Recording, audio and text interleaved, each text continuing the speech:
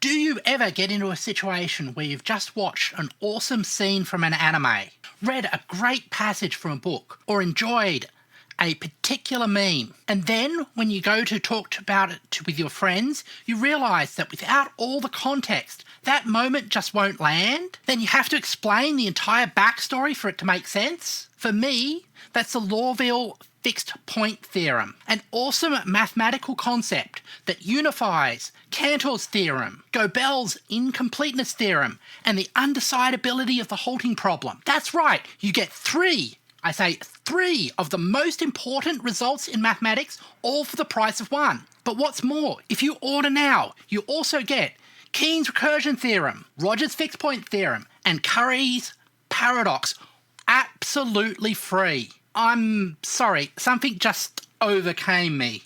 However, to do Lewvere's fixed point theorem justice, I would need a model of computing, most likely Lambda Calculus, because I'm a functional programming hipster type. I guess I'll have to do explaining Lewvere's fixed point theorem sometime later. I know that there's a new field of mathematics right on the cutting edge called Homotopy type theory, a part of mathematics where new discoveries and theorems are being made. Homotopy type theory is a real mouthful to say, so let's contract that to HotT, which isn't such a mouthful since you tend to sip it.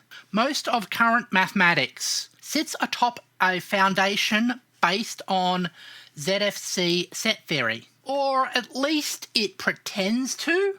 Type theory is an alternative foundation for mathematics. It has the advantage that computer-based theorem provers are very well suited for type-based systems, and mathematics can leverage all the great work that computer scientists and compiler engineers have done. As well, the mathematicians can contribute their own expertise to the field of computer science and compiler engineering.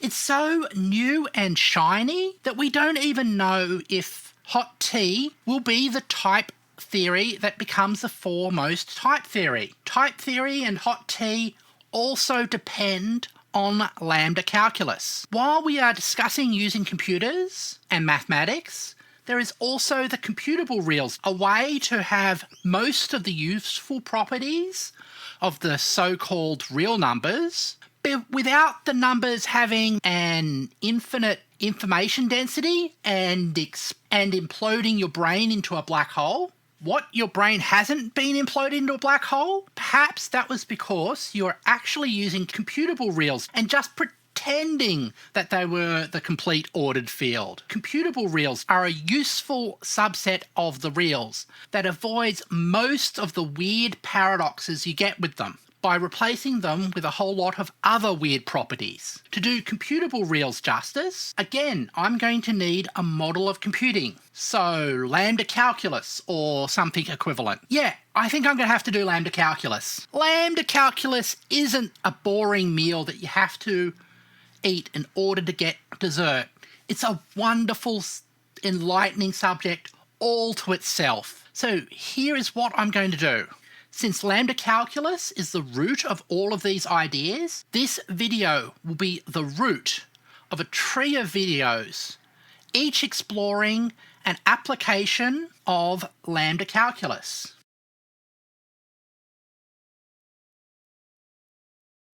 In science, you often create oversimplified mathematical models of reality. And honestly, is it even a real science if you don't have a mathematical model? Yes, of course it is. But having a chauvinistic disdain towards less mathematical STEM subjects is both slightly humorous and also perpetuates a deeply toxic interdisciplinary rivalry to the overall detriment of society. In Newtonian physics, you have frictionless ball engaging in elastic collisions in a vacuum. In chemistry, you have the ball and stick models of molecules. And in geoscience, the Earth is often simplified into a sphere, rather than the oblique spheroid that it really is. Have you ever noticed that Science seems overly obsessed with balls. In computer science, we want to be able to reason about computers. Comp sci needs a simple mathematical model that allows us to work with computer science that can apply to all computers regardless of hardware. It would be kind of a hassle if we had to reinvent all of computer science every time somebody invented a new bit of hardware. It should be universal. The only time computer scientists go into hardware-based details is if it would result in a great idea for a paper or a conference talk, or if they're really lucky, a startup. In mature fields, the mathematical models you use are pretty settled. However, comp sci is a very young field, so there are many competing models. You have probably heard of Turing machines. Conceived by the great Alan Turing in order to solve the halting problem that I casually mentioned before. A Turing machine is basically a finite state automata strapped to a reel-to-reel tape machine. If you want to learn more about finite state automata, I've got a great video for that. This way of modelling computing is a very bottom-up, hardware-oriented model of computing. You can build physical models of Turing machines. Well, at least in theory, the mathematically ideal Turing machine has an infinite long tape, which is kind of impractical. However, there is also a top-down model of computing for those who are really into abstraction. In Lambda Calculus, all computing is simulated as a system of text substitution rules. Now, I am sure you have received a document like this. Dear, title, first name, last name. You have not paid your bill of amount to Not a Scam Incorporated. Please send payment before we start legal actions. Yours, Not a Scam Incorporated, where the title, first name, etc. have been replaced with scraped copies of something resembling your personal details. Sometimes you can even get letters like this from legitimate businesses. Even if you have been fortunate never to receive a bill in your life, you are watching this on YouTube. Modern websites like YouTube basically work on this principle of substitution as well.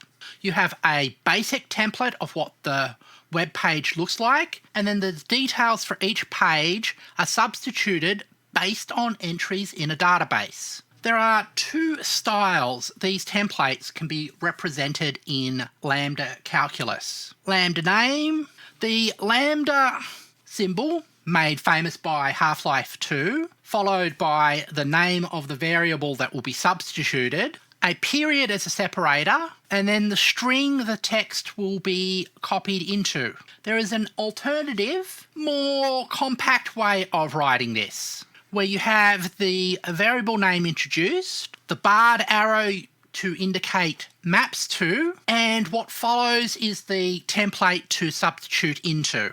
Now, if you have done some programming, you might recognize this as being a little bit like a function declaration, although it doesn't give the function a name. That's why in some places, these lambda expressions are also called anonymous functions. An anonymous function, of course, is just a fancy name for a masquerade ball. But even more technically, lambda expressions are not always really functions, but they act a lot like functions, and I just call them functions anyway.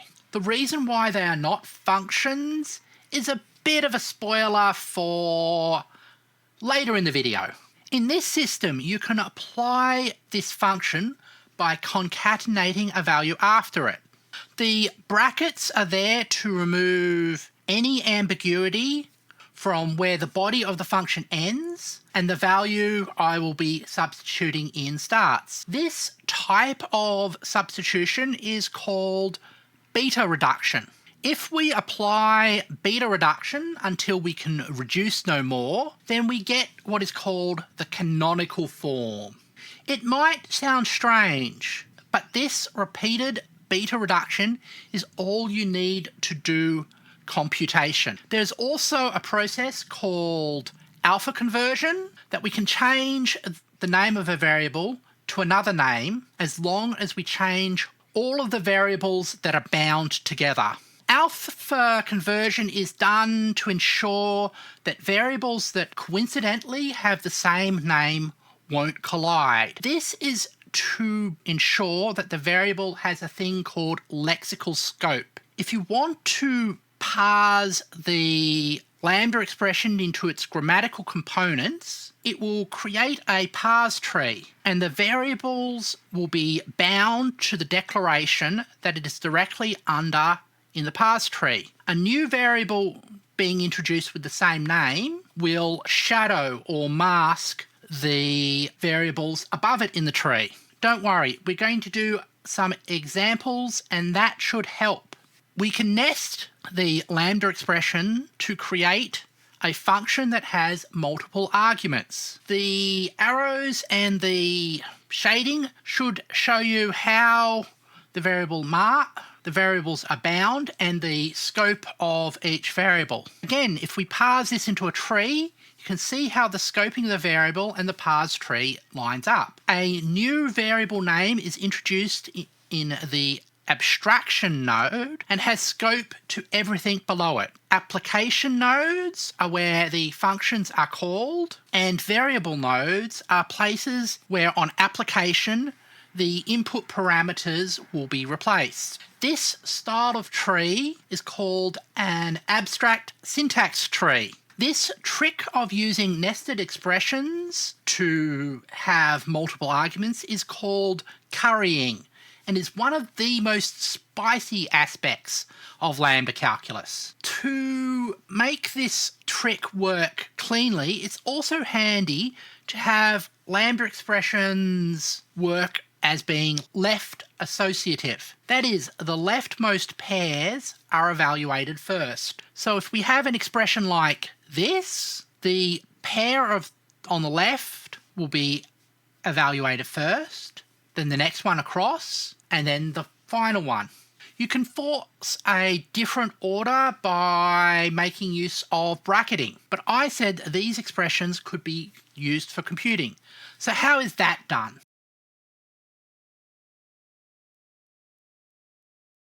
If you watched my What Are Numbers video, then you might already have heard about church encoding in parsing. So how do we represent numbers as functions? You use a number function that applies another function some number of times. Oh, that :3 line thing is defined as. In this version of Lambda Calculus, it's just an easy nickname to simplify complex formation. Also, to keep them separated from variable names, these aliases will start with a capital letter.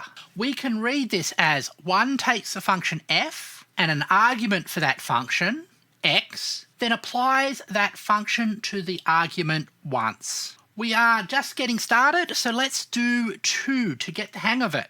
2 takes a function f and an argument for that function x, applies that function f to the argument f, then applies the function again to what was just returned. In other words, it applies the same function twice. And what is a number system without a 0? Something positively medieval. 0 just returns the argument without applying the function. So 0 takes a function and does nothing with it, returning the original argument unchanged. Of course, having numbers isn't very useful unless we can do something with those numbers. Let's start with addition. For addition, we are going to need a function that takes 2 addends. We also know that it returns a number, which takes 2 arguments. Then we can apply the function f m times, and then take the return value of that and apply it n times. Let's try that out right now.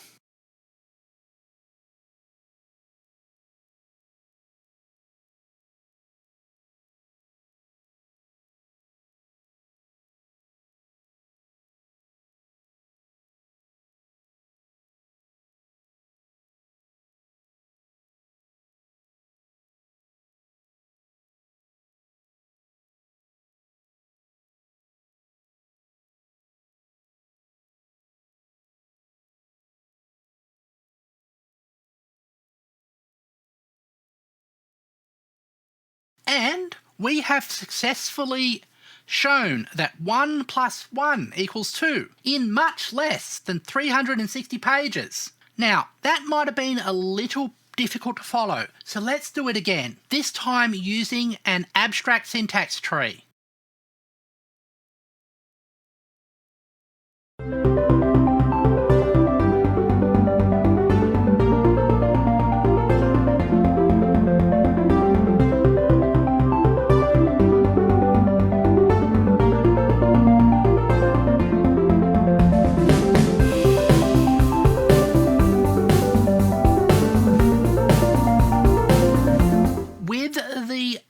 It makes it kind of obvious. Whenever we have an application node whose left child is an abstraction, we replace every instance of that variable. It's also possible to define expressions for successor, multiplication, and the predecessor function. I'm not going to go over all of those in detail because this is meant to be an introduction to Lambda Calculus. I'd suggest you look up church encodings for them on a resource like Wikipedia. Numbers and basic operations on numbers aren't really enough to do computing. We also need logic, and that's what we have the church Booleans for. Named for George Boole and his wife and editor, Mary Everest Boole. Here are the functions that act as Booleans. True takes two functions and returns the first argument, and false takes two functions and returns the second. These basically act a little bit like an if-then statement, with the true Boolean returning the then part and the false Boolean returning the else part. For example, you could implement not as this. You can see if we call this with the true argument, it will return false. And if passed a false argument, it will return true. Also, you might have noticed that false looks exactly like 0. This sort of coincidence might end up being a symptom of a problem that comes up later on. These are fun so far. Let's implement logical AND. The operator that is true if both inputs are true and false in all other situations. We can simply translate that truth table into a lambda expression. There are a few easy ways to simplify this further. With and not, you can implement every other logical operation. For logic to be useful, though, we need a way to probe the rest of the universe and bring data into the logical realm. We need predicates. Is 0 is one of the easiest predicates to do in Lambda Calculus. This takes the number and returns true if the number is 0 and false otherwise. We basically use the property of 0. It always returns the second argument unchanged. So for 0, true will be returned, and when we use any other value, false will be returned. We have almost everything we need to do computing. We have logic, we have numbers, we have operations on numbers. We even have a way to do loop operations a set number of times. We just use the number as a function. What we don't have is a way of doing a loop until some condition is satisfied. In order to do that, we have to make use of one of the most powerful tools mathematics has. Recursion. The ability of a function to call itself. General recursion is a prerequisite for computing. The power of general recursion unfortunately makes this Lambda Calculus unsuitable to act as a foundation for mathematics. This is not an accident or coincidence. There exists thresholds of expressive power which, when crossed, become incomplete, unpredictable, and even unsound. However, that is a topic of a future video, as I'll be saying it quite a few times.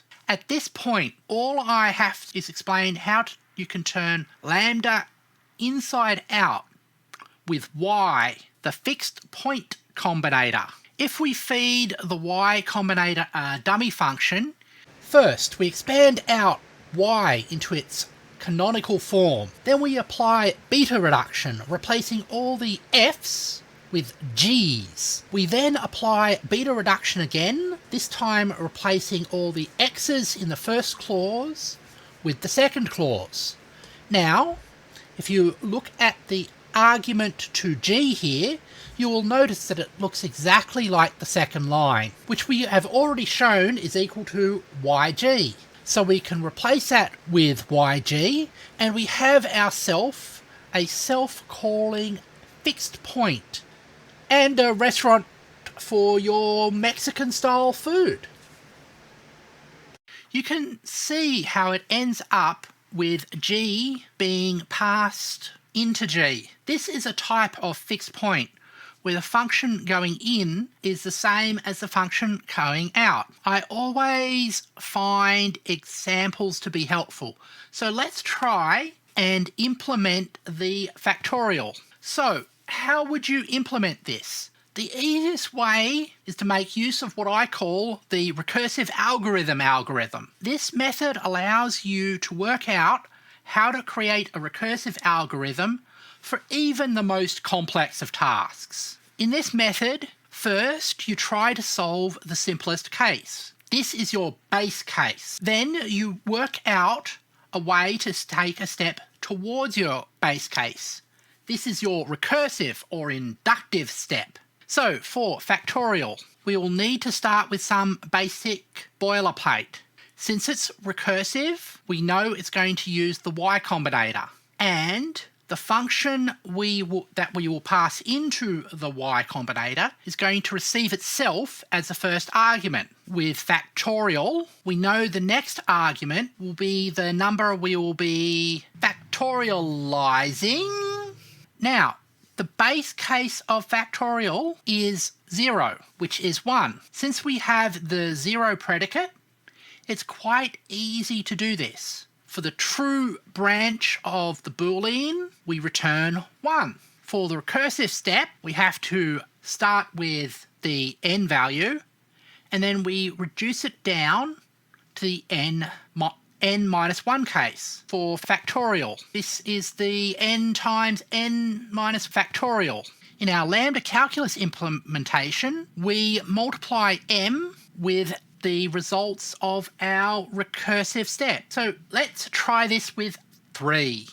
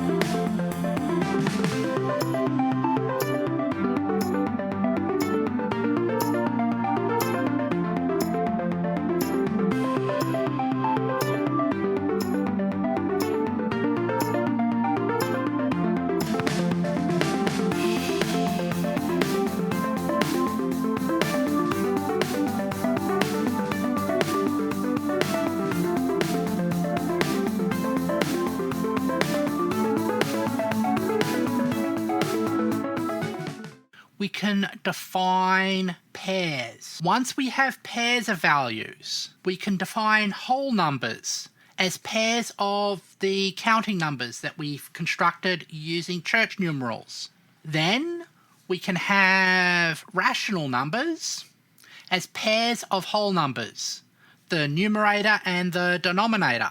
We can also define lists as nested pairs. Defining real numbers is a little bit more complicated and will be the topic of its own video. We can also treat numbers as characters using Unicode. And if we have a list of characters, that allows us to make strings. It's even possible for these strings to be the string representation of lambda expressions. We could even go super meta. We can write a lambda expression that will take a string, parse it, evaluate the lambda expression, and return that expression's canonical form.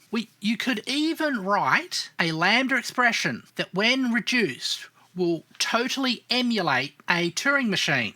Basically, lambda expressions can perform any algorithm that a computer can perform, and any computer, given sufficient time and memory, can emulate any lambda expression.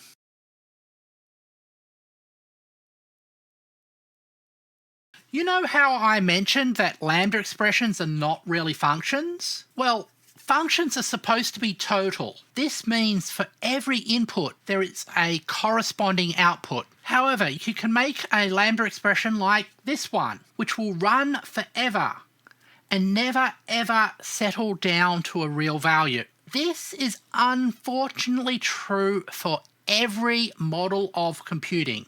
You can't build an uncrashable computer.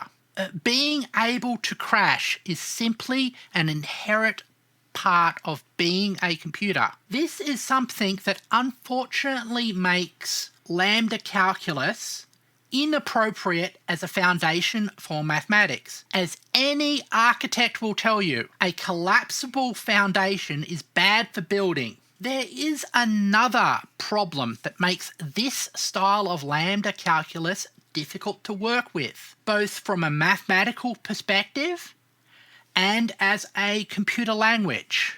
I talked about functions taking numbers as inputs, or Booleans, or even strings. However, this is just enforced by convention. There is nothing to stop us passing a number into a function meant for a Boolean, or for us to try and add two Booleans together. It is trivially easy to write programs that are total nonsense. This is the limitation of this style of Lambda Calculus, called the Untyped Lambda Calculus. Untyped should not be confused with fake type, which is a Japanese electro swing band. But if this is untyped Lambda Calculus, can we have a typed Lambda Calculus? Yes, and that will be our next video.